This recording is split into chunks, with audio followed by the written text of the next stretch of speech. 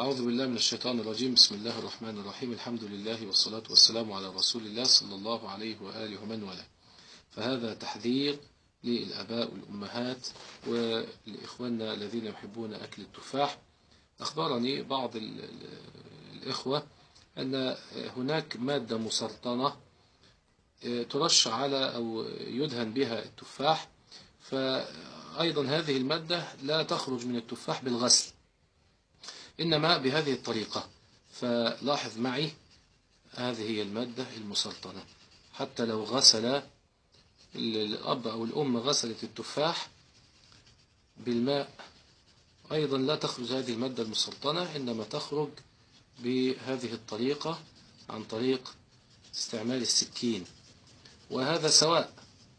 فأحسب أن بعض التجار يستغلون هذه المادة للحفاظ على نضارة التفاح فترة طويلة، ولا يلحظ المشتري أن هذه المادة لا تخرج إلا بمثل هذه الطريقة. وأولادنا يأكلون مثل هذه المادة، وللأسف أخبرني بعض إخواننا في دول الخليج أنها مادة مسرطنة. هذا كما ترون هذه المادة، وإذا غسلناها بالماء أيضا لا تخرج. والنوع الآخر من التفاح، أظن هاي تفاحة مرة أخرى، نفس الموضوع.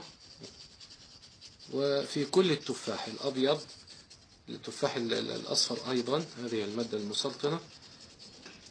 نسأل الله السلامة ونسأل الله العفو والعافية.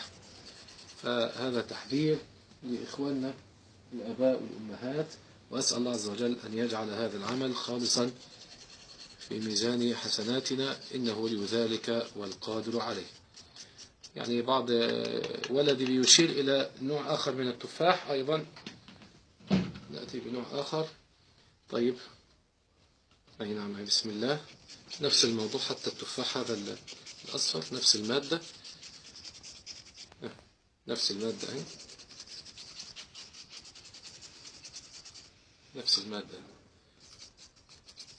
في كل التفاح. يحفظون النضارة التفاح به، ولا يرعون واحد منهم أن الناس يأكلون هذه المادة. نسأل الله السلامة، جزاكم الله خيرا. أسأل الله عز وجل أن يجعلها خالصة لوجهه، وساعدونا في نشرها لإيصالها لأكبر عدد من الناس. جزاكم الله خيرا، وصلى الله وسلم وبارك على رسول الله.